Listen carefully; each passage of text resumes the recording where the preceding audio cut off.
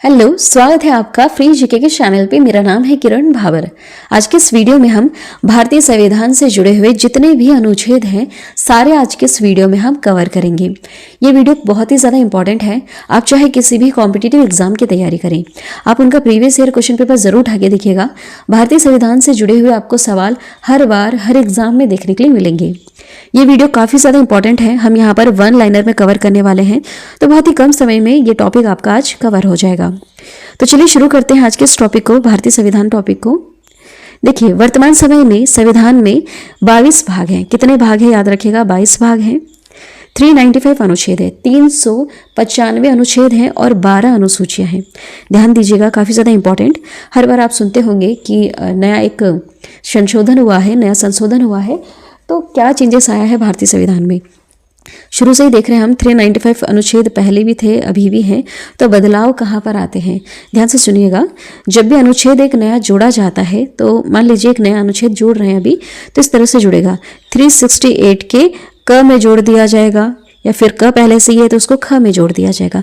इस तरह से जोड़े जाते हैं। तो आप देखेंगे 395 अनुच्छेद पहले भी थे और अभी भी हैं, इसमें कोई बदलाव नहीं आता है। 22 भाग पहले भी थे, अभी भी हैं। 395 अनुच्छेद पहले भी थे, अभी भी हैं। और 12 अनुसूचियाँ, पहले 8 अनुसूचियाँ थी। जब ये बनके तैयार हुआ था हमारा भारतीय संविधान, तब 8 अनुसूचियाँ थी। अब कितनी अनुसूचियाँ हैं? 12 अनुसूचियाँ हैं, याद रखिएगा। ठीक है, तो इसमें अनुच्छेद में बदलाव नहीं होते हैं। बदलाव कहाँ होते हैं? क घ घ इसमें जोड़ दिया जाता है। 395 पहले भी था, अभी भी है और फ्यूचर में भी रहेगा। चलिए अब शुरू करते हैं। देखिए, हम इसे एक साथ नहीं पढ़ सकते, एक साथ हमें चीज़ें नहीं समझ में आएंगी, तो इन्हें भागों में बांटा गया है। भागों में इसको बांटा गया है। जैसे भाग 1 जो है, इस तरह से टोटल अभी कितने भाग हैं? 22 भाग हैं। ठीक है, तो भाग 1 में क्या लिखा हुआ है? अनुच्छेद 1 से लेकर 4 इसमें डाल दिए गए हैं अनुच्छेद। और भाग 1 क्या कहता है कि संघ एवं उसका राज्य क्षेत्र के बारे में आपको इसमें पढ़ने के लिए मिलेगा। भाग ए में आपको संघ एवं उसका राज्य क्षेत्र के बारे में पढ़ने के लिए मिलेगा, जो अनुच्छेद 1 से लेकर 4 तक इसमें उल्लिखित है। चलिए देखिए, अनुच्छेद 1 क्या कहता है? पहला वाला क्या कहता है? संघ और उसके राज्य क्षेत्र। ये जो हमारा भारत देश है, इसके बारे में इसमें लिखा हुआ है कि जो ये भारत देश है, यह राज्यों का संघ है। अनुच्छेद पहला कहता है। अनुच्छेद दूसरा क्या कहता है? इसमें नए राज्यों की स्थापना का प्रावधान है। नए राज्य इसमें हम कर सकते हैं। तीसरा अनुच्छेद कहता है कि राज्यों की सीमा और नाम में परिवर्तन का प्रावधान है। आपने देखा होगा कि राज्य सीमा, जैसे बहुत सारे राज्य हैं जो एक दूसरे से टूटकर बने हैं। जैसे तेलंगाना पहले नहीं था, ये आंध्र प्रदेश से अलग होकर बना है। तो हो सकता है ऐसे सीमा में बदलाव किया जा सकता है और नाम में परिवर्तन, नाम भी उनके राज्यों के बदल सकते हैं। अनुच्छेद जो चौथा है, यह क्या कहता है? पहली और चौथी अनुसूची। देखिए, अनुसूचियां अलग हैं। जैसे कि अभी मैंने आपको बताया 12 अनुसूचियां, मैं आपको वैसे भारतीय संविधान पूरा पढ़ा चुकी हूँ। 12 अनुसूचियां जो हैं, सब में कुछ ना कुछ लिखा है। प्रथम सूची जो अनुसूची है उसमें कुछ और लिखा है, जो द्वितीय अनुसूची है उसमें कुछ और लिखा है, तृतीय, चौथी, पांचवी, छठी, इस तरह से जितनी भी अनुसूचियां हैं उसमें कुछ ना कुछ लिखा हुआ है। ठीक है, तो अगर आप चाहें डिटेल में और पढ़ना, तो वैसे मैंने भारतीय संविधान की एक अलग से प्लेलिस्ट बना रखी है, वहाँ पर हमने अनुसूचियाँ कवर कर रखी हैं। तो देखिए, इसमें क्या लिखा हुआ है? अनुच्छेद 4 क्या कहता है कि पहली और जो चौथी अनुसूची है, इसके संशोधन तथा अनुपूरक विषयों पर उपबंध करने के लिए अनुच्छेद 2 और 3 के अधीन विधियां। ठीक है, यह लिखा हुआ है। ये इतना ज़्यादा इंपॉर्टेंट नहीं है। जो बहुत ही ज़्यादा इंपॉर्टेंट है उन्हें आप ज़रूर ध्यान दीजिएगा। क्वेश्चंस यहीं से एग्जाम में आते हैं। बहुत सारे अनुच्छेद हैं, इसमें से गिने चुने ही ऐसे कुछ हैं जो बार बार रिपीट होते हैं और उन पर ही हम आज ज़्यादा जोर देने वाले हैं। नेक्स्ट देखिएगा, भाग दूसरा क्या कहता है? इसमें नागरिकता का प्रावधान है, जो अनुच्छेद 5 से लेकर 11 इसमें है। ठीक है, समझ में आ रहा है आपको इसका मतलब? जो भाग दूसरा है, इसमें नागरिकता के बारे में लिखा हुआ है, अनुच्छेद 5 से लेकर 11। देखिए, अनुच्छेद 5वां क्या कहता है? संविधान की शुरुआत में नागरिकता का प्रावधान है। अनुच्छेद 6 कहता है पाकिस्तान से भारत आने वाले व्यक्तियों की नागरिकता के बारे में प्रावधान है कि जो व्यक्ति है, कोई भी व्यक्ति है पाकिस्तान से जो भारत आया है, वो कितने समय तक भारत में रहेगा, जब जाकर उसको भारत की नागरिकता मिलेगी। ये सारी चीजें आपको अनुच्छेद 6 में देखने के लिए मिलेगी। अनुच्छेद 7 क्या कहता है? भारत से पाकिस्तान जाने वाले नागरिकता का प्रावधान है। ये जो अनुच्छेद 6 और जो 7 है ना, ये एक्चुअली उस समय के हिसाब से देखकर लिखा गया था जब भारत और पाकिस्तान के बीच में बंटवारा हुआ था। उस सिचुएशन को देखकर यहाँ पर लिखा गया था कि जो भारत का निवासी है उसे हम इंडियन की नागरिकता कैसे दें, या फिर जो पाकिस्तान जा चुका है, पाकिस्तान से जो भारत में आया उसको हम नागरिकता कैसे दें कि भारत का है। इस तरह से यहाँ पर कुछ बहस छिड़ी थी, तो अनुच्छेद 6 और 7 यहाँ पर लिखा गया था, उस सिचुएशन के हिसाब से लिखा गया था। देखिए अनुच्छेद 8 क्या कहता है, भारत के बाहर रहने वाले प्रवासियों के नागरिक के अधिकार के बारे में। अनुच्छेद 9 क्या कहता है, विदेशी नागरिकता लेने पर भारत की नागरिकता से वंचित का प्रावधान है। अगर दूसरे देश की नागरिकता ले लेता है तो क्या भारत की रहेगी या नहीं रहेगी, या फिर भारत देश के जो बाहर रह रहे हैं, प्रवासी हैं, मतलब मजदूरी वगैरह के लिए बाहर जाते हैं या फिर जॉब वगैरह जो भी कर रहे हैं, उनके बारे में, उनकी नागरिकता के बारे में अनुच्छेद 8 में लिखा हुआ है। अनुच्छेद 10 क्या कहता है, नागरिकता के अधिकार बने रहने के लिए, कि कब तक वो भारत देश का नागरिक बना रहेगा, क्या ऐसा होना चाहिए, उसमें क्या विशेष होना चाहिए। ठीक है, अगर मान लीजिए टेररिस्ट वगैरह बन चुका है तो इस तरह से नागरिकता ऐसे लोगों को नहीं मिलेगी ना, इस तरह के कुछ प्रावधान यहाँ पर लिखे हुए हैं। अनुच्छेद 11 क्या कहता है, संसद द्वारा नागरिकता अधिकार कानूनों का विनियम का प्रावधान है। इसमें संसद द्वारा नागरिकता अधिकार कानूनों का यहाँ पर प्रावधान आपको देखने के लिए मिलेगा अनुच्छेद 11 में। भाग 3 यहाँ पर आपको मौलिक अधिकार के बारे में पढ़ने के लिए मिलेगा, अनुच्छेद 12 से लेकर 35, 12 से लेकर 35 के बीच में। देखिए अनुच्छेद 12 क्या कहता है, राज्य की परिभाषा, राज्य की परिभाषा। अनुच्छेद 13 कहता है मौलिक अधिकारों पर नियंत्रण करने की विधियां। क्वेश्चन अगर एग्जाम में पूछा जाए राज्य की परिभाषा कौन से अनुच्छेद में है, तो अनुच्छेद 12 में है। देखिए मौलिक अधिकार को भी हम यहाँ पर अगर आप ध्यान से देखेंगे तो इसे भी हमने छः में बांट रखा है, जैसे समानता का अधिकार, और अभी आप आगे देखेंगे स्वतंत्रता का अधिकार। इस तरह से हमने इसको छः पार्ट्स में बांट रखा है ताकि पढ़ने में आसानी हो। तो देखिए समानता का अधिकार आपको अनुच्छेद 14 से लेकर 18 में पढ़ने के लिए मिलेगा। अनुच्छेद 14 क्या कहता है, कानून के समक्ष समानता, सब कानून के सामने सेम है। ठीक है। अनुच्छेद 15 कहता है धर्म, जाति, लिंग, जन्म स्थान आदि के आधार पर भेदभाव नहीं होगा। अनुच्छेद 16 कहता है कि लोक नियोजन के अवसरों में सभी को समानता मिलेगी। अनुच्छेद 17 कहता है अस्पृश्यता का अंत, जो पहले किया जाता था उसका अंत हो गया है, अब ऐसा नहीं कर सकते। ठीक है, अगर ऐसा होता है तो यहाँ पर भी कानून बने हुए हैं। अनुच्छेद 18 कहता है उपाधियों का अंत, पहले उपाधियां दी जाती थी, अंग्रेज वगैरह उपाधि देते थे। ठीक है, जैसे आपने बहुत सारी उपाधियां सुनी होगी, किसी को सर की उपाधि मिली है, इस तरह से कुछ अलग अलग से टाइटल्स दिए जाते थे ना, वो सारी चीज़ें अब नहीं हैं, अब इनका अंत हो चुका है। नेक्स्ट देखिएगा, अभी हम उसी में ही पढ़ रहे हैं, ध्यान दीजिएगा, अभी हम भाग 3 में ही पढ़ रहे हैं।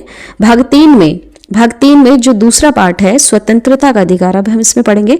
अनुच्छेद 19 से लेकर 22 क्या कहता है। अनुच्छेद 19 कहता है कि बोलने और अभिव्यक्ति की आज़ादी है। देखिए इसमें भी बहुत सारे हैं, 19 इसमें ABCD से लेकर आपको G तक पढ़ने के लिए मिलेगा। अनुच्छेद 19 का ये क्या कहता है, बोलने की स्वतंत्रता, अभिव्यक्ति की स्वतंत्रता है इसमें।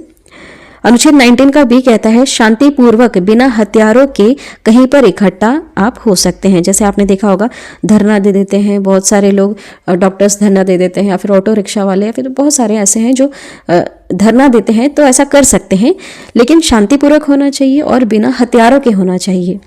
ठीक है। अनुच्छेद 19 का C क्या कहता है, संगठन या संघ बनाने की स्वतंत्रता है। ठीक है, आप संगठन बना सकते हैं, आप संघ बना सकते हैं, बहुत सारे आपने ग्रुप्स वगैरह देखे होंगे जिनके अलग अलग से नाम हैं, तो ऐसा बना सकते हैं। ठीक है, लेकिन देश विरोधी नहीं होना चाहिए। देखिए अनुच्छेद 19 का D क्या कहता है, देश के किसी भी भाग में आने जाने की स्वतंत्रता है। ठीक है, आप देश के किसी भी हिस्से में आ जा सकते हैं, कोई रोक टोक नहीं है। अनुच्छेद 19 का E क्या कहता है, देश के किसी भी क्षेत्र में रहने की आपको स्वतंत्रता है। ठीक है, आप किसी भी राज्य में जाकर वहां पर बस सकते हैं। अनुच्छेद 19 का G क्या कहता है, देखिए जो इंपॉर्टेंट है हम वही पढ़ रहे हैं, यहाँ पर आप देख सकते हैं कुछ कुछ यहाँ पर मिस भी है, तो जो बहुत ही ज़्यादा इंपॉर्टेंट है उसे हम कवर करते जाएंगे। देश के किसी भी हिस्से में व्यापार करने की स्वतंत्रता है, अनुच्छेद 19 का G कह रहा है। ठीक है, अनुच्छेद 20 क्या कहता है, देखिए अपराधों के दोष सिद्धि के संबंध में यहाँ पर संरक्षण है। अनुच्छेद 21 कहता है प्राण और दैहिक स्वतंत्रता का अधिकार जीने का अधिकार है। अनुच्छेद 21 का A कहता है शिक्षा का अधिकार है, ये 86वां संविधान संशोधन के तहत ये जोड़ा गया है। जैसा अभी मैंने आपको बताया था कि देखिए आप अनुच्छेद 21 तो पहले से ही था, बाद में इसमें 21 का A जोड़ दिया गया। ये संविधान संशोधन के तहत जोड़ा गया है। संशोधन करना मतलब कुछ ना कुछ बदलाव करना। जैसे कि आप देख रहे होंगे कि बहुत सारे बदलाव आ रहे हैं, बहुत सारे अलग अलग युग देखने के लिए मिल रहे हैं, तो उसके हिसाब से बदलाव भी ज़रूरी है। तो बदलाव के हिसाब से जो भी चेंजेस आते हैं, जो भी संशोधन वगैरह आते हैं, उसे हम कहाँ जोड़ते हैं, किसी में भी ए या बी करके जोड़ दिया जाता है। अगर ए बी पहले से ही है तो सी डी करके जोड़ दिया जाएगा। इस तरह से यहाँ पे जोड़ा जाता है। देखिए अनुच्छेद 22 क्या कहता है, कुछ दशा में गिरफ्तारी के संरक्षण, गिरफ्तारी से संरक्षण है, इसके बारे में कुछ प्रावधान है यहाँ पर। अब देखिए इसी में आगे हम पढ़ रहे हैं शोषण के विरुद्ध अधिकार। अब यहाँ पर भी कुछ अधिकार हैं इससे रिलेटेड। जैसे अनुच्छेद 23 से 24 में क्या कहता है, अनुच्छेद 23 कहता है कि मानव के साथ दुर्व्यवहार और बलात्कार पर प्रतिषेध। ये क्या है, इसका अर्थ हुआ मतलब छोटे बच्चों से काम नहीं करा सकते।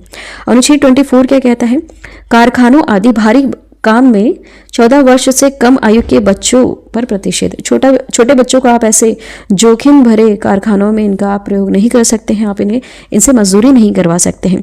ठीक है, वैसे आप गांव में देख ही रहे होंगे छोटे छोटे बच्चे हैं जो मजदूरी वगैरह फिर भी कर रहे हैं खेत में, तो ऐसे काम नहीं है कि वहाँ पर उनकी जान को जोखिम हो।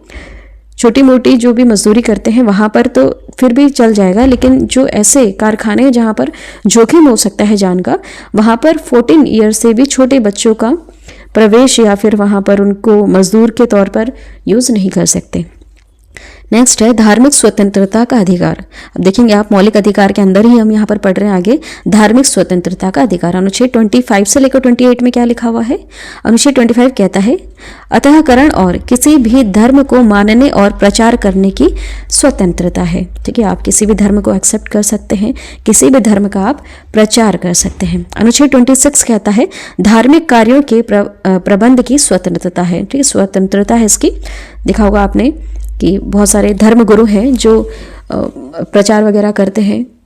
ठीक है, कथावाचक हैं बहुत सारे जो कहीं पर भी किसी भी राज्य में जाकर टेंट वेंट लगाते हैं और वहाँ पर कथा करते हैं। तो ऐसे धार्मिक कार्यों को आप कर सकते हैं, इसकी स्वतंत्रता है। अनुच्छेद 27 कहता है किसी विशिष्ट धर्म की अभिवृत्ति के लिए कर टैक्स से संबंधित स्वतंत्रता है। अनुच्छेद 28 कहता है सरकारी शिक्षण संस्थानों में धार्मिक शिक्षा नहीं दी जाएगी तथा धर्म विशेष के कार्यक्रम में शामिल होने के लिए बाध्य नहीं है।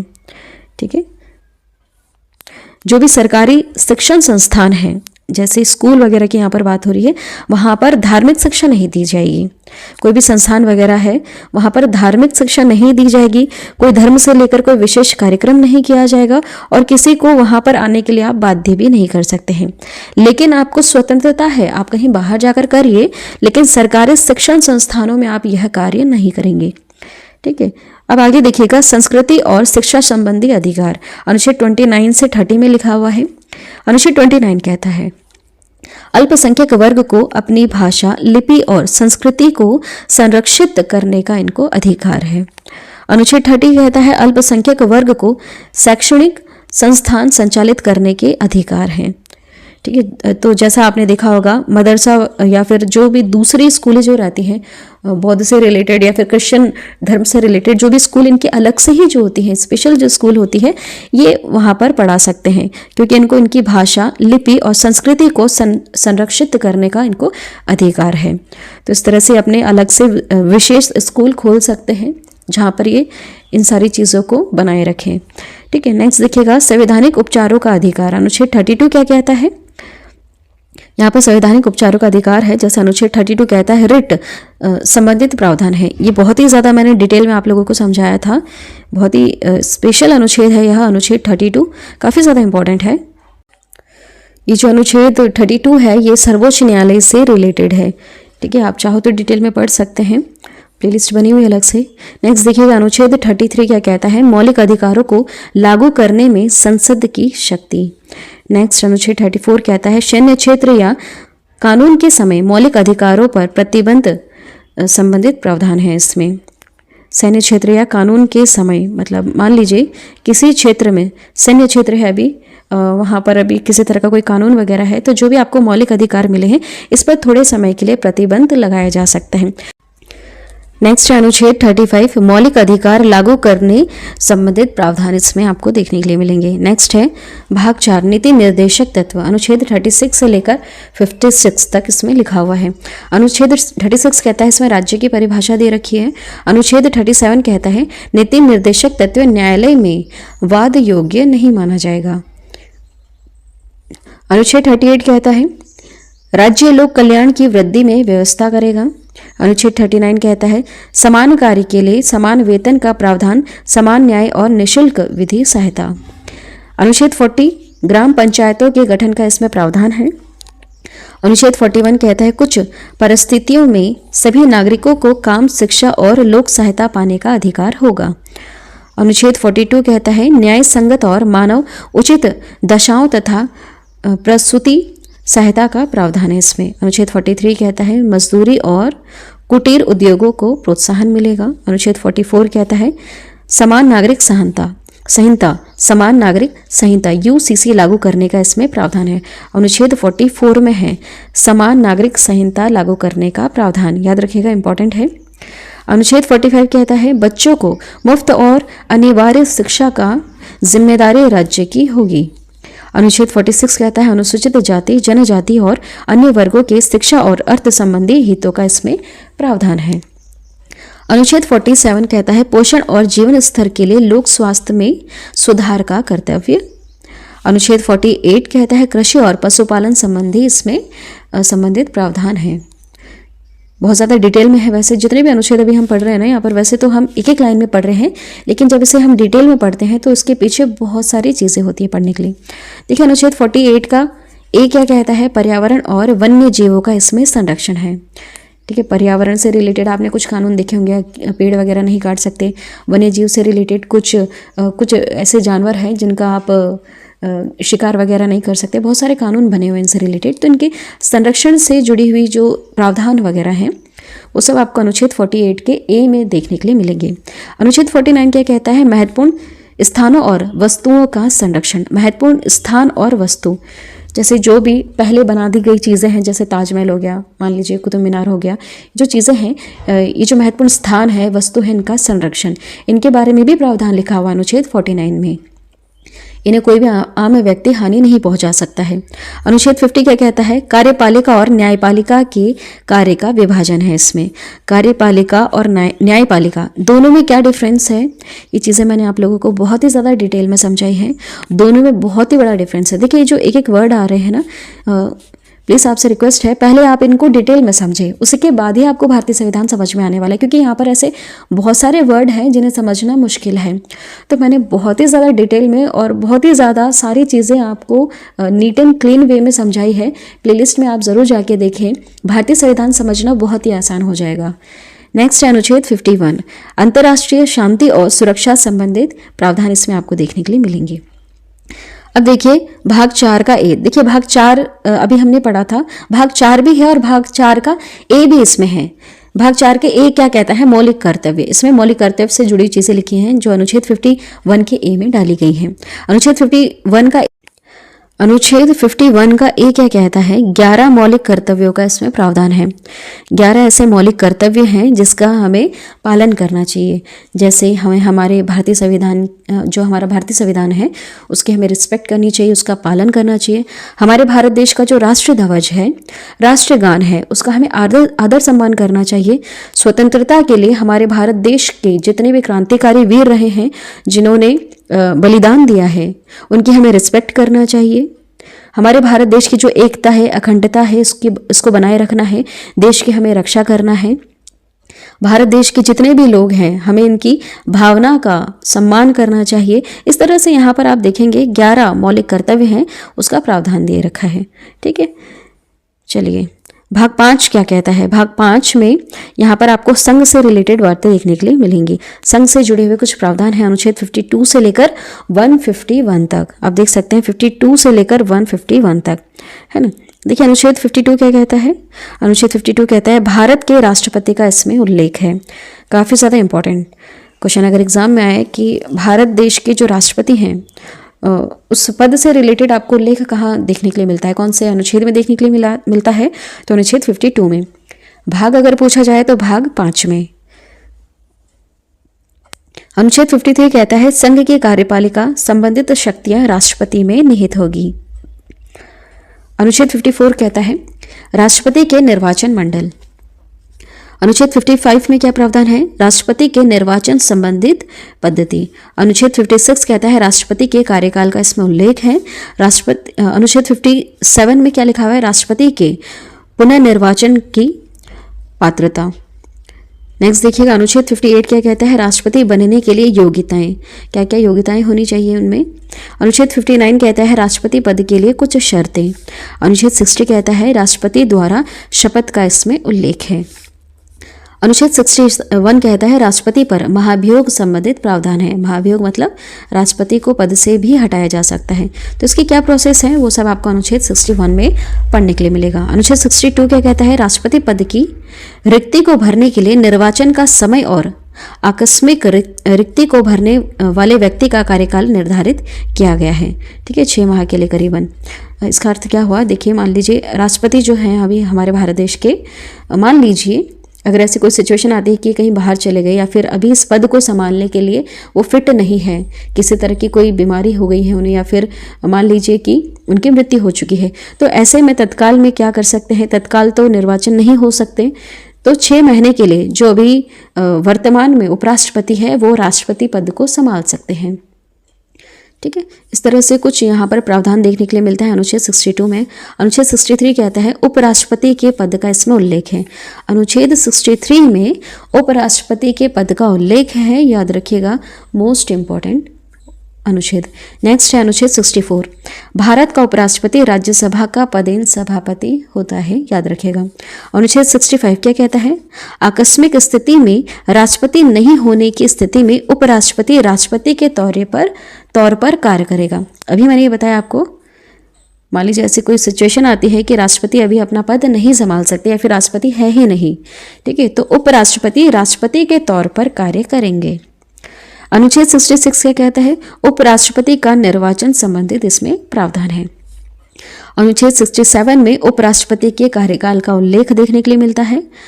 अनुच्छेद 68 में उपराष्ट्रपति पद की रिक्ति को भरने के लिए निर्वाचन का समय और आकस्मिक रिक्ति को भरने के वाले व्यक्ति का कार्यकाल निर्धारित किया गया है 6 माह के लिए। सेम वही है, अगर मान लीजिए उपराष्ट्रपति नहीं है तो इनके पद को संभालने के लिए जो भी व्यक्ति आएगा वो सिर्फ 6 माह के लिए ही कार्य करेगा, उसके बाद तो निर्वाचन करना ही पड़ेगा।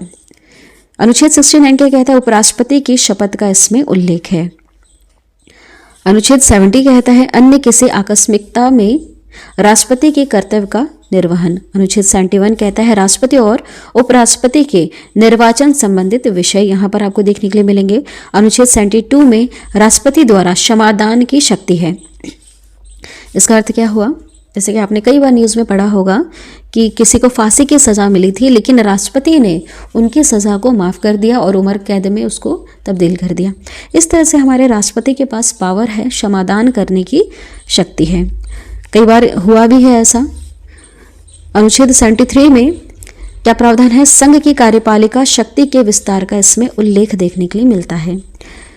अनुच्छेद 74 में राष्ट्रपति को सलाह देने के लिए मंत्री परिषद का उल्लेख है इसमें।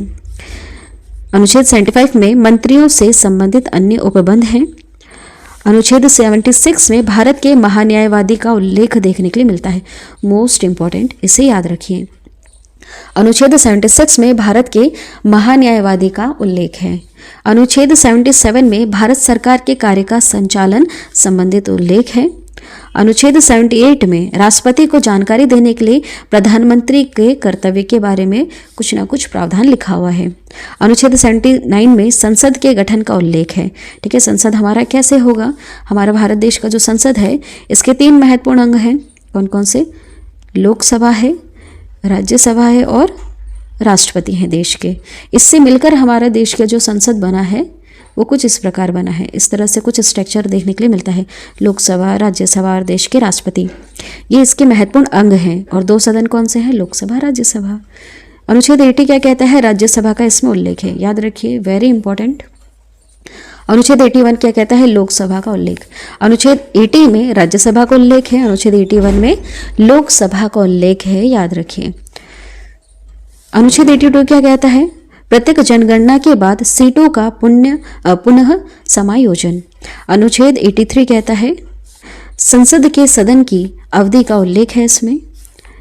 जो भी हमारे जो संसद का जो सदन है, जैसे लोकसभा है, राज्यसभा है, इनकी अवधि का इसमें उल्लेख है, मतलब कि कितने साल के लिए ये बना रहेगा, कितने साल बाद इनके जो व्यक्ति हैं वहाँ पर जितने भी चुने गए सांसद वगैरह हैं वो कितने समय बाद बदल दिए जाएंगे, इस तरह से कुछ उल्लेख यहाँ पर लिखा हुआ है। अनुच्छेद 84 में संसद की सदस्यता के लिए योग्यता है, मतलब जो संसद का जो सदस्य बन रहा है उसमें क्या योग्यताएं होनी चाहिए। वह देश का नागरिक होना चाहिए, दिवालिया ना हुआ हो, मतलब डिस्टर्ब टाइप नहीं होना चाहिए, इस तरह से है। यहाँ पर ग्रेजुएशन की कोई बात नहीं कर रखी है, बस एज यहाँ पर निर्धारित कर रखी है। ग्रेजुएशन से कोई लेना देना नहीं है, बस मेंटली डिस्टर्ब नहीं होना चाहिए और देश का नागरिक होना चाहिए। क्रिमिनल रिकॉर्ड्स के बारे में भी यहाँ पर कुछ नहीं लिखा हुआ है, इसलिए आपने देखा होगा कि संसद या फिर जो भारतीय जो हमारा संसद है उसमें लोकसभा राज्यसभा में आपको बहुत सारे ऐसे लोग भी देखने के लिए मिलेंगे। ठीक है। अनुच्छेद 85 में क्या लिखा हुआ है, संसद के सत्र सत्रावहन और विघटन संबंधित इसमें उल्लेख है। संसद का सत्र कब कब लगेगा, कब इसको भंग किया जा सकता है, नहीं किया जा सकता है, वो सारी चीज़ें आपको अनुच्छेद 85 में देखने के लिए मिलेगी। अनुच्छेद 86 में राष्ट्रपति का संसद में अभिभाषण और संदेश भेजने का अधिकार है। हमारे जो राष्ट्रपति हैं वह बैठे बैठे संसद में वहाँ पर संदेश वगैरह भेज सकते हैं। अनुच्छेद 87 में राष्ट्रपति का विशेष अभिभाषण यहाँ पर उल्लेख देखने के लिए मिलता है। अनुच्छेद 87 में राष्ट्रपति का विशेष अभिभाषण। अनुच्छेद 88 में संसद के साधनों में मंत्री और महान्यायवादी के अधिकार के बारे में लिखा है। अनुच्छेद 89 में राज्यसभा का सभापति और उपसभापति का उल्लेख है। अनुच्छेद 90 देखिएगा, राज्यसभा के उपसभापति का पद रिक्त होना परित्याग या पद से हटाए जाने का इसमें उल्लेख है। अनुच्छेद 91 क्या कहता है, सभापति के रूप में कार्य करने तथा कर्तव्य का पालन करने की उपसभापति या अन्य व्यक्ति की शक्ति का इसमें उल्लेख है। अनुच्छेद 92 में जब सभापति और उपसभापति को हटाने का संकलन विचाराधीन हो तब वह पीठासीन अधिकारी नहीं होंगे। नेक्स्ट है अनुच्छेद 93 कहता है लोकसभा के अध्यक्ष और उपाध्यक्ष का इसमें उल्लेख देखने के लिए मिलता है। ये भी इंपॉर्टेंट है, याद रखिएगा। लोकसभा के अध्यक्ष और उपाध्यक्ष का उल्लेख हमें कौन से अनुच्छेद में देखने के लिए मिलता है, अनुच्छेद 93 में। अनुच्छेद 94 क्या कहता है, अध्यक्ष और उपाध्यक्ष का पद रिक्त होना, पद त्याग या पद से हटाया जाना। अनुच्छेद 95 में अध्यक्ष के रूप में कार्य करने तथा कर्तव्य की पालना करने के लिए उपाध्यक्ष की शक्तियों का उल्लेख है। अनुच्छेद 96 कहता है जब अध्यक्ष या उपाध्यक्ष को हटाने का संकल्प विचाराधीन हो तब वे पीठासीन अधिकारी नहीं होंगे। इसका अर्थ क्या होता है, ये 2 बार आप लाइन पढ़ चुके हैं। देखिए, इसका अर्थ यह हुआ, मान लीजिए अभी जो लोकसभा के अध्यक्ष हैं उसको हटाने की बात चल रही है, या फिर जो उसके उपाध्यक्ष है उसको हटाने की बात चल रही है, तो जब ये इस तरह के हटाने का कोई संकल्प वगैरह विचाराधीन है तो ऐसे समय में ये लोकसभा के अध्यक्ष के रूप में कार्य नहीं कर सकते हैं। ठीक है। नेक्स्ट देखिएगा, अनुच्छेद 97 क्या कहता है, राज्यसभा के सभापति और उपसभापति तथा लोकसभा अध्यक्ष और उपाध्यक्ष के वेतन भत्ते के बारे में इसमें लिखा है। कितना वेतन मिलेगा, कब कब वेतन बढ़ेगा और भत्ते मतलब जो भी फैसिलिटीज़ वगैरह मिलती हैं, जो भी घर वगैरह इनको मिलते हैं, जो भी एक्स्ट्रा फैसिलिटीज़ वगैरह मिलती हैं, वो सारी चीज़ें यहाँ पर उल्लेखित हैं। यहाँ पर आपको इनका प्रावधान या वर्णन देखने के लिए मिलेगा। अनुच्छेद 98 क्या कहता है, संसद के सचिवालय का उल्लेख है इसमें। अनुच्छेद 99 संसद सदस्य द्वारा शपथ का इसमें उल्लेख है। जो भी संसद के सदस्य होते हैं सबको शपथ भी दिलाई जाती है। कौन किसे शपथ दिलाता है, इस सब का उल्लेख देखने के लिए मिलता है अनुच्छेद 99 में। नेक्स्ट देखिएगा, अनुच्छेद 100 क्या कहता है, संसद सदनों में मतदान रिक्तियों के होते हुए भी सदनों की कार्य करने की शक्ति और गणपूर्ति। अनुच्छेद 101 कहता है संसद में स्थानों का रिक्त होना। बहुत सारी सीटें होती हैं जो खाली ही होती हैं। अनुच्छेद 102 क्या कहता है, संसद सदस्यता के लिए योग्यताएं। संसद का सदस्य बनने के लिए क्या क्या योग्यताएं होनी चाहिए, इसके बारे में प्रावधान है, उल्लेख है अनुच्छेद 102 में। अनुच्छेद 105 क्या कहता है, संसद के सदन की तथा उनके सदस्यों की समितियों की शक्ति और विशेष अधिकार। अनुच्छेद 106 कहता है सदस्यों के वेतन और भत्ते।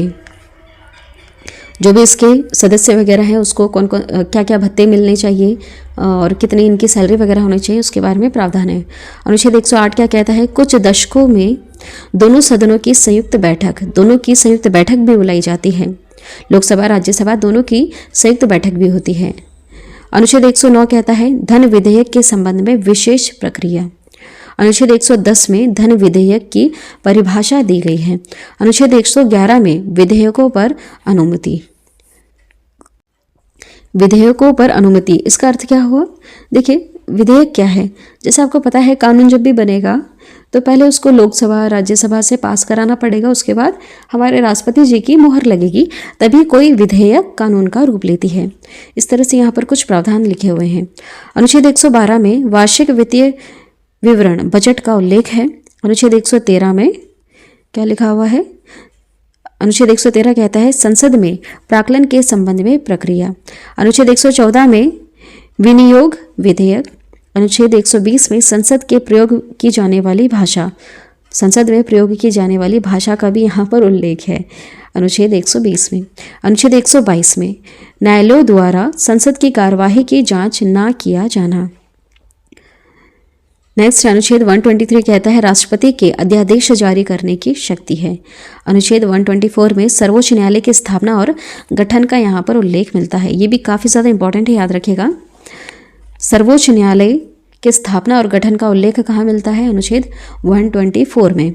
अनुच्छेद 125 में न्यायाधीशों के वेतन संबंधित प्रावधान है। नेक्स्ट देखिएगा अनुच्छेद 126 में कार्यकारी मुख्य न्यायमूर्ति की नियुक्ति। यहाँ पर मुख्य न्यायाधीश की नियुक्ति के बारे में प्रावधान है।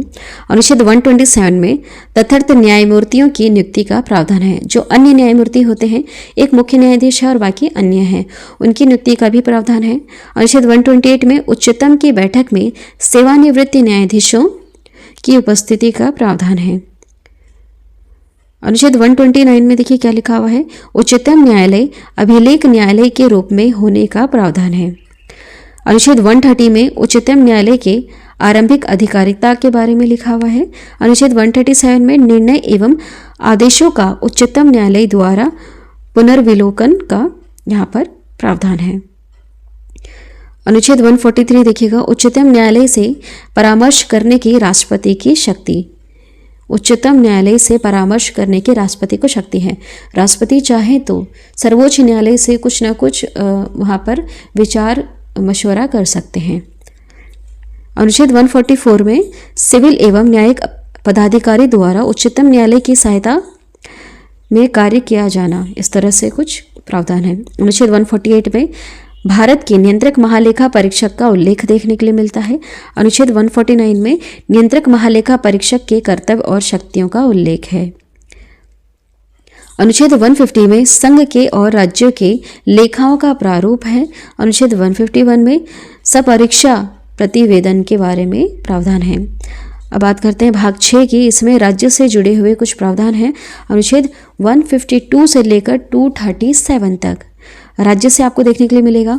उसके पहले अभी हम संघ के बारे में पढ़ रहे थे। संघ मतलब वहाँ पर अभी हम केंद्र शासित प्रदेश के बारे में पढ़ रहे थे। केंद्र शासित प्रदेश में हमारे राष्ट्रपति आते हैं, उपराष्ट्रपति आते हैं, प्रधानमंत्री आते हैं, संसद आता है। संसद में लोकसभा राज्यसभा वो आता है, वो अभी हम पढ़ रहे थे संघ में। अब हम यहाँ पर राज्य की बात कर रहे हैं। राज्य में कौन आएगा? ध्यान से सोचिए। राज्य में कौन आता है? मुख्यमंत्री आता है, राज्यपाल आता है। वहाँ की जो संघ में जिस तरह से संसद होता है, राज्य में उस तरह से क्या होता है? विधानमंडल होता है। यहाँ पर विधानसभा होती है, विधान परिषद होता है। ठीक है, चलिए देखते हैं अनुच्छेद 152 क्या कहता है। इसमें राज्य की परिभाषा है। अनुच्छेद 153 में राज्यपाल का उल्लेख मिलता है। अनुच्छेद 154 में राज्य की कार्यपालिका शक्ति राज्यपाल में निहित होगी। जो भी चीज़ें अभी हमने वहाँ पर पढ़ी थी संघ में, वही सारी चीज़ें अभी आप राज्य में पढ़ोगे। लेकिन यहाँ पर आप अगर बहुत ही ज़्यादा ध्यान से देखें तो देखिए संघ में हम वहाँ पर राष्ट्रपति के बारे में पढ़ रहे थे। अब यहाँ पर राज्य में हम राष्ट्रपति के जगह राज्यपाल के बारे में पढ़ेंगे। ठीक उसी तरह से हमने संघ में वहाँ पर प्रधानमंत्री के बारे में पढ़ा था, और राज्य में हम यहाँ पर किसके बारे में पढ़ेंगे? मुख्यमंत्री के बारे में पढ़ेंगे। ठीक है, आई होप ये क्लियर हो रहा होगा। देखिए अनुच्छेद 155 कहता है राज्यपाल की नियुक्ति। राज्यपाल की नियुक्ति से रिलेटेड यहाँ पर प्रावधान है। राज्यपाल की नियुक्ति कौन करता है? कौन करता है? हमारे देश के राष्ट्रपति करते हैं। अनुच्छेद 156 में राज्यपाल का कार्यकाल लिखा हुआ है। ठीक है, वैसे कोई सीमा निर्धारित नहीं है यहाँ पर। जो हमारे भारत देश के राष्ट्रपति हैं उनके कहने पे ही और उनके मन के मुताबिक ही वह वहाँ पर किसी भी राज्य के राज्यपाल बने रह सकते हैं। जब चाहे तब राष्ट्रपति उनको वहाँ से हटा सकते हैं और दूसरे राज्य का राज्यपाल बना सकते हैं। अनुच्छेद 157 में राज्यपाल की योग्यताओं से जुड़ा हुआ प्रावधान है। अनुच्छेद 158 में राज्यपाल के पद की शर्तें हैं। अनुच्छेद 159 में राज्यपाल की शपथ का उल्लेख है, याद रखिएगा। अनुच्छेद 160 में कुछ आकस्मिकताओं में राज्यपाल के कृत्यों का निर्वहन है। अनुच्छेद 161 में राज्यपाल के क्षमादान संबंधित शक्तियां हैं। ठीक उसी तरह से जैसा भी हमने राष्ट्रपति से जुड़ा हुआ पढ़ा था, राज्यपाल के पास भी ऐसी पावर है। नेक्स्ट देखिएगा, अनुच्छेद 162 में राज्य की कार्यपालिका शक्ति का विस्तार है। अनुच्छेद 163 में राज्यपाल की सहायता और सलाह के लिए मंत्री परिषद का उल्लेख है। देखिए, जो हमारे भारत देश के राष्ट्रपति हैं वो बहुत सारे ऐसे कार्य हैं जो बिना मंत्री परिषद के नहीं कर सकते। उनकी मतलब उनकी सहायता या फिर उनके जो भी विचार वगैरह हैं उनके बिना नहीं कर सकते हैं। ठीक उसी तरह से जो राज्य के राज्यपाल है यह उसी राज्य की मंत्री परिषद के सलाह के बिना या सहायता के बिना बहुत सारे कार्य नहीं कर सकते हैं। इसलिए ऐसा कहते हैं कि देखा जाए तो पावरफुल कौन है? देश के प्रधानमंत्री हैं। लेकिन अगर ध्यान से भारतीय संविधान को हम पढ़े तो जो पावर्स हैं वो राष्ट्रपति के पास है, लेकिन उसका प्रयोग कौन कर रहा है? देश का प्रधानमंत्री कर रहा है। ठीक है, इसको समझने के लिए आपको ना बहुत ही ज़्यादा डिटेल में पढ़ना होगा। आगे देखिएगा, अनुच्छेद 164 में मंत्रियों के बारे में अन्य उपबंध हैं। नेक्स्ट अनुच्छेद 165, इसमें राज्य का महाधिवक्ता, इनके बारे में कुछ प्रावधान है। राज्य का महाधिवक्ता क्या है? यह राज्य सरकार का वकील, राज्य सरकार के वकील, इनके खुद के भी वकील होते हैं, तो यह है राज्य सरकार का वकील, जिसे हम कहते हैं राज्य का महाधिवक्ता। ठीक उसी तरह से केंद्र सरकार के भी वकील हैं, उनका क्या नाम है? उन्हें हम मतलब क्या कहते हैं? उन्हें हम महान्यायवादी कहते हैं। ठीक है, ध्यान दीजिएगा, अभी हमने पढ़ा भी था ऊपर। नेक्स्ट अनुच्छेद 166, राज्य की सरकार के कार्य का संचालन है। अनुच्छेद 167 में राज्यपाल को जानकारी देने के संबंध में मुख्यमंत्री का कर्तव्य।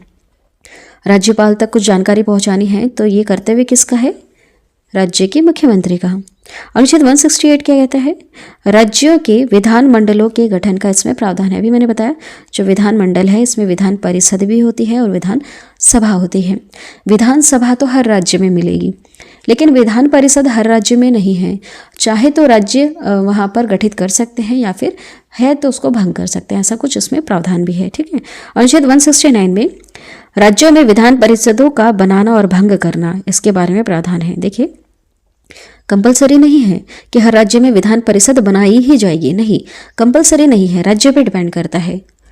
अगर आपके पास ज़्यादा पैसे हैं, आप सैलरी दे सकते हैं, तो आप विधान परिषद बनाइए, वहाँ पर पार्षद वगैरह आएंगे, ठीक है, उनको सैलरी वगैरह दीजिए। और अगर नहीं है आप में इतनी टेंडेंसी तो चाहो तो आप इसको भंग कर सकते हैं। अगर पहले से है तो उसको भंग कर दीजिए, या फिर नहीं है तो उसका बना दीजिए।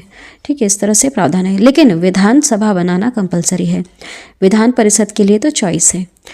अनुच्छेद 170 क्या कहता है? विधानसभाओं के संरक्षण का उल्लेख है। ठीक है, उसी तरह से जैसे अभी हमने पढ़ा था ना ऊपर, संसद पढ़ा था, संसद में कौन कौन था? लोकसभा, राज्यसभा और राष्ट्रपति। ठीक उसी तरह से विधानमंडल में भी विधान परिषद भी है, विधानसभा भी है, और एक और कौन है? राज्यपाल है। ठीक है, चलिए आगे देखिए, अनुच्छेद 170 क्या कहता है? विधानसभाओं के संरक्षण का इसमें उल्लेख है। किस तरह से बनेगी विधानसभा? इस तरह से लिखा हुआ है। अनुच्छेद 171 में विधान परिषदों के संरक्षण का उल्लेख है। अनुच्छेद 172 में राज्यों के विधानमंडलों की अवधि का उल्लेख है। अनुच्छेद 173 में विधानमंडल की सदस्यता की योग्यताओं के बारे में उल्लेख है। अनुच्छेद 174 में विधानमंडल के सत्रावहन और विघटन के बारे में है। ठीक है, सेम उसी तरह से अगर आप थोड़ा कंपेयर करके चलेंगे, आपको एक चीज़ इसमें से अच्छी तरह से पढ़ना होगा, या तो आप केंद्र सरकार के बारे में अच्छे से पढ़ लें या फिर आप राज्य सरकार के बारे में अच्छे से पढ़ लें। दोनों को आप कंपेयर कर दीजिएगा, आपको बड़ी ही आसानी से दोनों चीज़ें समझ में आ जाएंगी। ठीक है, नेक्स्ट देखिएगा, अनुच्छेद 173 में राज्यपाल का सदन में अभिभाषण और संदेश का अधिकार है। अनुच्छेद 176 में राज्यपाल का विशेष अभिभाषण। अनुच्छेद 177 में प्रावधान है सदन के बारे में मंत्री और महाधिवक्ता के अधिकार का। नेक्स्ट है अनुच्छेद 178 में विधानसभा के अध्यक्ष और उपाध्यक्ष, इसके बारे में लिखा हुआ है। अनुच्छेद 178 में प्रावधान है विधानसभा के अध्यक्ष और उपाध्यक्ष का पद रिक्त होना या पदत्याग या पद से इनको हटाया जाना, इसके बारे में कुछ प्रावधान है। अनुच्छेद 180 में विधानसभा उपाध्यक्ष के अध्यक्ष के तौर पर कार्य करने की शक्तियां हैं। अनुच्छेद 181 में जब अध्यक्ष एवं उपाध्यक्ष को हटाने का प्रस्ताव हो तब वे पीठासीन अधिकारी नहीं होंगे। इसका अर्थ तो आप समझ ही गए होंगे, बताया है मैंने आगे, पहले ही बता दिया। नेक्स्ट अनुच्छेद 182 क्या कहता है, विधान परिषद का सभापति और उपसभापति। अनुच्छेद 183 विधान परिषद सभापति और उपसभापति का पद रिक्त होना, पदत्याग या पद से हटाया जाना। जो विधान परिषद का सभापति है और उपसभापति है, इनके पद से जुड़ी हुई कुछ यहाँ पर प्रावधान है। अनुच्छेद 184 में विधान परिषद के उपसभापति का सभापति के तौर पर कार्य करने की शक्ति है। मान लीजिए विधान परिषद के अभी सभापति नहीं है, तो जो उपसभापति है ये सभापति के रूप में कार्य कर सकते हैं। नेक्स्ट है अनुच्छेद 185। अनुच्छेद 185 क्या कहता है, जब सभापति और उपसभापति को हटाने का प्रस्ताव हो तब वे पीठासीन अधिकारी नहीं होंगे। अनुच्छेद 186 में अध्यक्ष और उपाध्यक्ष तथा सभापति और उपसभापति के वेतन और भत्ते के बारे में है। अच्छा, यहाँ पर आप कंफ्यूज तो नहीं हो रहे हैं, ध्यान से सुनिएगा। जो विधानसभा है वहाँ पर अध्यक्ष और उपाध्यक्ष होते हैं। विधान जो परिषद है वहाँ पर सभापति और उपसभापति होते हैं। थोड़ा सा इसको कंपेयर कर लेते हैं। जैसे जो लोकसभा है वहाँ पर अध्यक्ष और उपाध्यक्ष होते हैं, कहाँ पर, लोकसभा में। और जो राज्यसभा है वहाँ पर सभापति और उपसभापति होते हैं। ठीक है, तो राज्यसभा में जैसे जो सभापति है ये एक्चुअली होते कौन है, देश के उपराष्ट्रपति होते हैं। ठीक है, चलिए अभी वैसे हम बात किसकी कर रहे हैं, राज्य की बात कर रहे हैं यहाँ पर। तो यहाँ पर विधानसभा और विधान परिषद चल रही है। चलिए अनुच्छेद 187 में देखिएगा राज्य विधानमंडल का सचिवालय। अनुच्छेद 188 में विधानमंडल के सदस्य द्वारा शपथ का उल्लेख है। जो भी विधानमंडल के जो भी सदस्य होंगे, विधानमंडल मतलब इसमें विधानसभा भी आ गई, विधान परिषद भी आ गई और देश के यहाँ पर राज्यपाल भी आ गए, तो इनके शपथ को लेकर यहाँ पर कुछ ना कुछ उल्लेख है। अनुच्छेद 189 क्या कहता है, सदन में मतदान रिक्तियों के होते हुए भी सदनों की कार्य करने की शक्ति और गणपूर्ति। चलिए आगे बढ़ते हैं। अनुच्छेद 190 कहता है विधानमंडल में स्थानों का रिक्त होना। हाँ, ऐसा हो सकता है, बहुत सारी जगहें होती हैं जो खाली होती हैं, हर सीट नहीं भरी होती है, कुछ ना कुछ खाली रह जाती है, तो इससे जुड़ा हुआ भी कुछ प्रावधान है। अनुच्छेद 191 विधानमंडल के सदस्यों की योग्यताएं। अनुच्छेद 192 कहता है सदस्यों की योग्यताओं से संबंधित प्रश्नों का विनिश्चय। अनुच्छेद 194 में उल्लेख है विधानमंडल और अन्य सदस्यों की शक्ति और विशेष अधिकार। अनुच्छेद 195 क्या कहता है, विधानमंडल सदस्यों के वेतन भत्तों का इसमें उल्लेख है। इन्हें कितना वेतन मिलना चाहिए, वेतन के और ये जो भत्ता मिल रहा है इसके तौर में इनको क्या क्या सुविधाएं मिलना चाहिए, मेडिकल से रिलेटेड, गाड़ी वगैरह मिलती हैं इनको, घर वगैरह मिलते हैं, उससे रिलेटेड जो भी सुविधाएं होंगी उन सब का यहाँ पर वर्णन है अनुच्छेद 195 में। अनुच्छेद 199 कहता है विधानमंडल में धन विधेयक की परिभाषा। अनुच्छेद 200 में विधेयकों पर अनुमति। ठीक है, सेम वैसा ही है जैसा अभी हमने ऊपर पढ़ा था, विधेयकों पर अनुमति।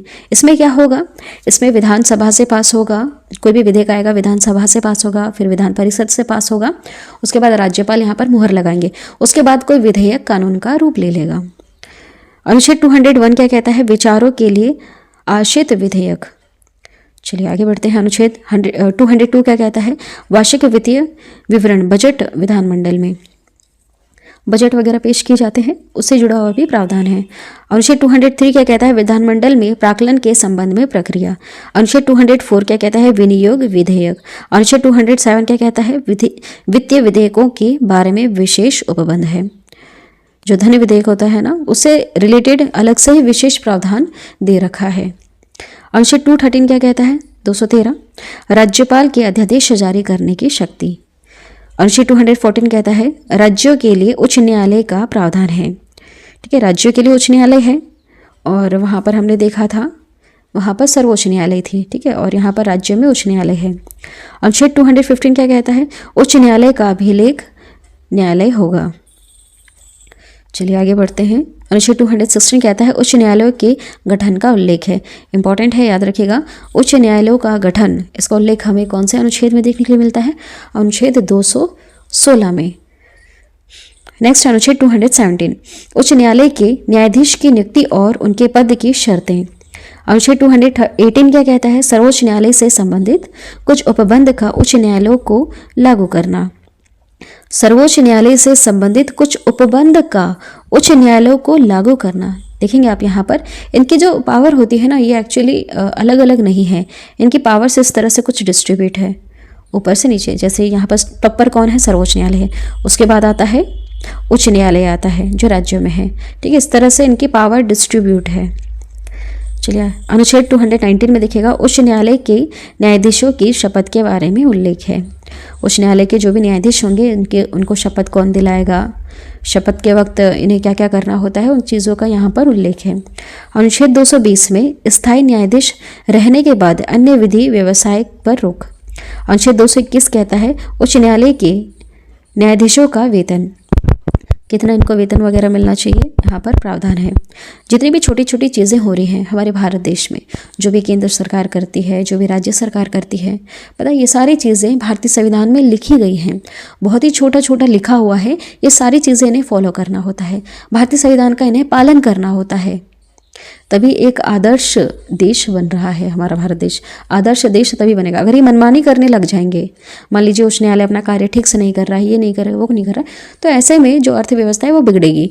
तो इन चीज़ों को लिखा गया है भारतीय संविधान में बहुत ही नीट एंड क्लीन तरीके से कि इनको फॉलो करोगे तभी हमारा भारत देश की जो अर्थव्यवस्था है वो सही चलेगी। ठीक है, तो आप देख सकते हैं यहाँ पर छोटी छोटी चीज़ें लिखी हुई हैं, इन सबको फॉलो करना होता है। ये चीज़ें केंद्र सरकार को भी फॉलो करनी है और राज्य सरकार को भी फॉलो करनी है। चलिए आगे देखिए। नेक्स्ट देखिएगा अनुच्छेद 222 कहता है न्यायाधीश का अन्य उच्च न्यायालय में भेजना। किसी भी न्यायाधीश को किसी भी अन्य उच्च न्यायालय में भेजा जा सकता है। अनुच्छेद 223 कहता है कार्यकारी मुख्य न्यायाधीश की नियुक्ति होगी। अनुच्छेद 224 कहता है अपर और कार्यकारी न्यायाधीशों की नियुक्ति। अनुच्छेद 225 उच्च न्यायालयों की आधिकारिकता के बारे में प्रावधान करता है। अनुच्छेद 226 में उच्च न्यायालय द्वारा रिट जारी करना। अनुच्छेद 227 में सभी न्यायालयों के अधीक्षण की उच्च न्यायालय की शक्ति, इसके बारे में प्रावधान है। अनुच्छेद 228 में कुछ मामलों में उच्च न्यायालय का अंतःकरण का उल्लेख है।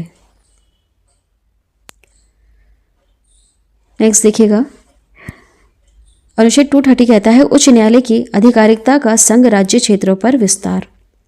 इसका अर्थ क्या हुआ? देखिए वर्तमान में कितने उच्च न्यायालय हैं? 25 हैं, लेकिन राज्य से तो कहीं ज़्यादा है, केंद्र शासित प्रदेश भी इससे कहीं ज़्यादा है। तो कैसे होगी सुनवाई, किस तरह से होगी? तो देखिए जो भी उच्च न्यायालय हैं इनके अंडर में बहुत सारे राज्य आते हैं, इनके अंडर में बहुत सारे राज्य मिलकर भी आते हैं। तो इस तरह से यहाँ पर लिखा हुआ है कि उच्च न्यायालय की आधिकारिकता का संघ राज्य क्षेत्र का विस्तार। ठीक है, तो उसमें राज्य बढ़ाए भी जा सकते हैं, घटाए भी जा सकते हैं। मतलब कि एक उच्च न्यायालय के अंडर में बहुत सारे राज्यों से सुनवाई हो सकती है, ऐसा अनुच्छेद 230 कहता है, यहाँ पर प्रावधान है। अनुच्छेद 231 क्या कहता है? 2 या अधिक राज्यों के लिए एक ही उच्च न्यायालय की स्थापना की गई है, ऐसा है। अनुच्छेद 233 कहता है जिला न्यायाधीशों की नियुक्ति का प्रावधान है। आगे बढ़ते हैं। अनुच्छेद 235 कहता है अधीनस्थ न्यायालय पर नियंत्रण। चलिए आगे चलते हैं। भाग 8 क्या कहता है? संघ राज्य क्षेत्र। अनुच्छेद 239 से 242 तक। अनुच्छेद 239 कहता है संघ राज्य क्षेत्रों के प्रशासन का उल्लेख इसमें देखने के लिए मिलता है। अनुच्छेद 240 में कुछ संघ राज्य क्षेत्रों के लिए भी विनियम बनाने की राष्ट्रपति की शक्ति है। अनुच्छेद 241 कहता है संघ राज्य क्षेत्रों के लिए उच्च न्यायालयों का प्रावधान है। संघ राज्य क्षेत्र का अर्थ क्या हुआ? यहाँ पर केंद्र शासित प्रदेश की हम यहाँ पर बात कर रहे हैं। यहाँ पर लिखा हुआ है 240 में कुछ संघ राज्य क्षेत्रों के लिए विनियम बनाने की राष्ट्रपति की शक्ति है। ठीक है, चलिए आगे बढ़ते हैं। भाग 9 और 10 में क्या लिखा हुआ है? भाग 9 में अनुच्छेद 243 कहता है पंचायतों का इसमें उल्लेख है। अनुच्छेद 244 में अनुसूचित क्षेत्र और जनजाति क्षेत्रों का प्रशासन, इसके बारे में प्रावधान है। भाग 11 में संघ और राज्य के बीच में संबंध है, अनुच्छेद 245 से 263 तक। देखिए अनुच्छेद 245 क्या कहता है? संसद द्वारा राज्यों के विधान मंडलों द्वारा बनाई गई विधियों का विस्तार है। अनुच्छेद 248 में अवशिष्ट विधायी शक्तियों के बारे में प्रावधान है। अनुच्छेद 252 में 2 या अधिक राज्यों के लिए सहमति से विधि बनाने की संसद की शक्ति है। अनुच्छेद 254 में संसद द्वारा बनाई गई विधियों और राज्यों के विधानमंडल द्वारा बनाई गई विधियों में असंगति।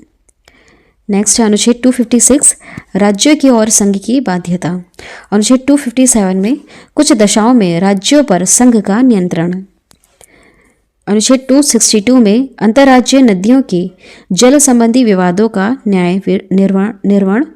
अनुच्छेद 263 में अंतर्राज्यीय विकास परिषद के गठन का उल्लेख है। भाग 12 में क्या है? वित्तीय संपत्ति, संविदाएं और वाद। अनुच्छेद 264 से लेकर 300 के ए तक आपको देखने के लिए मिलेगा। देखिए अनुच्छेद 266 क्या कहता है? भारत की संचित निधि का इसमें उल्लेख है। अनुच्छेद 267 में आकस्मिक निधि के बारे में उल्लेख है। ये एक्चुअली है क्या? देखिए यहाँ पर पैसे से जुड़ी हुई वित्तीय संपत्ति, सुविधाएं और वाद से जुड़ा हुआ यहाँ पर प्रावधान है। जब भारत सरकार जब सैलरी बांटती है तो वो जो पैसा बांटेगी वो कौन सी निधि से बांटेगी, इस चीज़ का उल्लेख है। जितने भी वहाँ पर मान लीजिए राष्ट्रपति हैं, उपराष्ट्रपति, इनको जो पैसा मिलेगा, वेतन भत्ते मिलेंगे, वो सब कौन सी निधि से इनको पैसे मिलेंगे, वो सारी चीज़ें यहाँ पर आपको देखने के लिए मिलेगी। ठीक है, यहाँ पर इसका उल्लेख प्रावधान किया गया है। अनुच्छेद 267 में आकस्मिक निधि। अनुच्छेद 275 में कुछ राज्यों को संघ से अनुदान मिलना। कुछ राज्यों को संघ से अनुदान मिलेगा, यहाँ पर केंद्र से भी उनको पैसा मिलेगा कुछ राज्यों को। अनुच्छेद 276 में वृत्तियों, व्यापार, आजीविका और नियोजन पर कर, टैक्स लगाना। वैसे सरकार के पास पैसा कहाँ से आता है? वो टैक्स लगाती है, आम जनता पर टैक्स लगाती है और उससे जो भी उनको थोड़ा थोड़ा करके पैसा मिलता है वो धीरे धीरे करके बहुत ज़्यादा बड़ी अमाउंट बन जाता है और उसी का ही आगे यूज़ करते हैं, वापस ये वैसे जनता पर ही यूज़ कर देते हैं। ठीक है, रोड वगैरह बन जाती है, डैम्स वगैरह बन जाते हैं, तो ये सब करोड़ों जो खर्च करते हैं वो सब पैसे कहाँ से आते हैं? ये जनता से ही आते हैं, जनता के लिए ही इन पे वापस लुटा दिया जाता है। देखिए अनुच्छेद 280 में वित्त आयोग का उल्लेख है।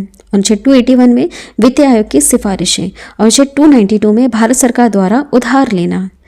भारत सरकार उधार लेती है, इसका बहुत बड़ा एग्जाम्पल है आपके सामने। पाकिस्तान सरकार के बारे में आप सुन ही रहे होंगे न्यूज़ में। ठीक है, भारत सरकार वैसे नहीं लेती है इतना उधार, लेकिन आप देख रहे होंगे हमारे जो पड़ोसी देश हैं, श्रीलंका पर देखिए कितना सारा उधार है ना। इस तरह से जो छोटे छोटे देश हैं आसपास, उन पर बहुत सारा उधार है, ये उधार ले लेते हैं दूसरे देशों से, इस तरह से कर सकते हैं। अनुच्छेद 293 में राज्य सरकार द्वारा उधार लेना, राज्य सरकार भी उधार ले सकती है। अनुच्छेद 298 में व्यापार करने के अधिकार हैं। अनुच्छेद 299 में संविदाएं। चलिए आगे देखिए 300A का अनुच्छेद क्या कहता है? अनुच्छेद 300A का संपत्ति का अधिकार है, संपत्ति का अधिकार है। चलिए भाग 13 और 14 में क्या लिखा हुआ है? अनुच्छेद 301 कहता है भारत देश में व्यापार, वाणिज्य और समागम की स्वतंत्रता है, आप देश में व्यापार कर सकते हैं। अनुच्छेद 309 क्या कहता है? संघ या राज्यों की सेवा करने वाले व्यक्तियों की भर्ती और सेवा की शर्तें। अनुच्छेद 312 में अखिल भारतीय सेवाओं का उल्लेख है, यहाँ पर कुछ गवर्नमेंट जॉब्स के बारे में लिखा हुआ है। अनुच्छेद 313 कहता है संक्रमणीकालीन उपबंध। अनुच्छेद 315 में संघ और राज्यों के लिए लोक सेवा आयोग का उल्लेख है। अनुच्छेद 316 में लोक सेवा आयोग के सदस्यों की नियुक्ति और अवधि के बारे में उल्लेख है। अनुच्छेद 323 के ए में प्रशासनिक कार्यों के लिए अधिकरण, इसके बारे में उल्लेख है। नेक्स्ट देखिएगा भाग 15, इसमें निर्वाचन से जुड़े हुए कुछ प्रावधान हैं। अनुच्छेद 324 से 329 तक यहाँ पर लिखा हुआ है। देखिए अनुच्छेद 324 क्या कहता है? चुनाव आयोग निर्वाचन के अधीक्षण, निर्देशन और नियंत्रण के लिए जिम्मेदार होगा। अनुच्छेद 326 में लोकसभा और विधानसभा के लिए निर्वाचन वयस्क मताधिकार के आधार पर होगा। अनुच्छेद 329 पर निर्वाचन संबंधी मामलों में न्यायालय के हस्तक्षेप का उल्लेख है। चलिए आगे देखते हैं भाग 16 क्या कहता है। कुछ वर्गों के लिए विशेष उपबंध है। अनुच्छेद 330 से 342। अनुच्छेद 330 कहता है लोकसभा में अनुसूचित जाति और जनजाति के लिए आरक्षण है। यहाँ पर जो भाग 16 है इसमें आपको आरक्षण से जुड़े हुए प्रावधान देखने के लिए मिलेंगे। अनुच्छेद 331 में लोकसभा में आंग्ल भारतीय समुदाय का प्रतिनिधित्व पहले था, अब तो वैसे समाप्त कर दिया गया। अनुच्छेद 332 में विधानसभा में अनुसूचित जातियों और जनजातियों के लिए आरक्षण है। अनुच्छेद 333 में विधानसभा में आंगन भारतीय समुदाय का प्रतिनिधित्व। देखिए अनुच्छेद 338 में अनुसूचित जाति एससी के लिए राष्ट्रीय आयोग का उल्लेख है।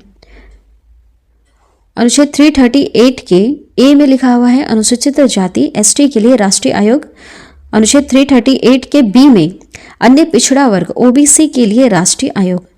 अनुच्छेद 341 अनुसूचित जातियां एससी के बारे में लिखा हुआ है। अनुच्छेद 342 में अनुसूचित जनजातियां एसटी के बारे में प्रावधान है। भाग 17 में देखिएगा राज्य भाषा का उल्लेख है। अनुच्छेद 343 से 351। अनुच्छेद 343 में संघ की राज्यभाषा का उल्लेख है। 344 में राज्यभाषा के संबंध में आयोग और संसद की समिति का वर्णन है। अनुच्छेद 345 में राज्य की राज्यभाषा है। अनुच्छेद 346 में संघ और राज्य या दो राज्यों के बीच पत्राचार की राज्यभाषा। अनुच्छेद 348 में उच्चतम न्यायालय और उच्च न्यायालय में प्रयोग की जाने वाली भाषा का उल्लेख है। अनुच्छेद 351 में हिंदी भाषा के विकास के लिए निर्देश। चलिए अनुच्छेद यहाँ पर आगे बढ़ते हैं हम आगे। भाग 18 में आपात उपबंध से जुड़े हुए कुछ प्रावधान हैं। अनुच्छेद 352 से लेकर 360 तक। अनुच्छेद 352 में आपातकाल की घोषणा का उल्लेख है। वेरी इंपॉर्टेंट और कई बार एग्जाम में आ चुका क्वेश्चन, याद रखिएगा। आपातकाल की घोषणा का उल्लेख कौन से अनुच्छेद में है? 352 में। अनुच्छेद 353 में आपातकाल की घोषणा का प्रभाव।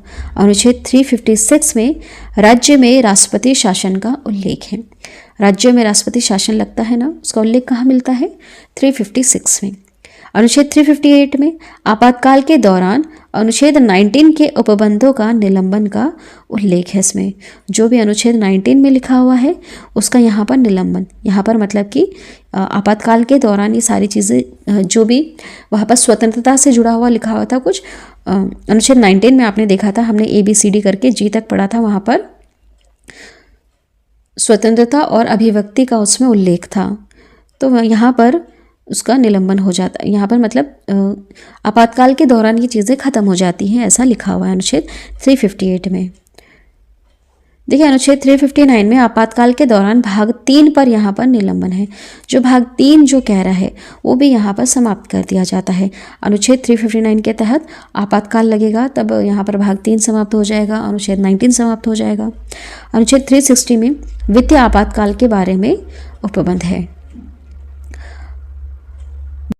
आगे देखिएगा भाग 19 में अनुच्छेद 361 से 367 तक लिखा हुआ है और भाग 20 में अनुच्छेद 368 में लिखा हुआ है। देखिए अनुच्छेद 361 क्या कहता है? राष्ट्रपति राज्यपाल और राजपूतों का संरक्षण। अनुच्छेद 364 में महापतन और विमान क्षेत्रों के बारे में विशेष उपबंध है। अनुच्छेद 368 में संविधान संशोधन का प्रावधान है। वेरी इंपॉर्टेंट, याद रखिएगा।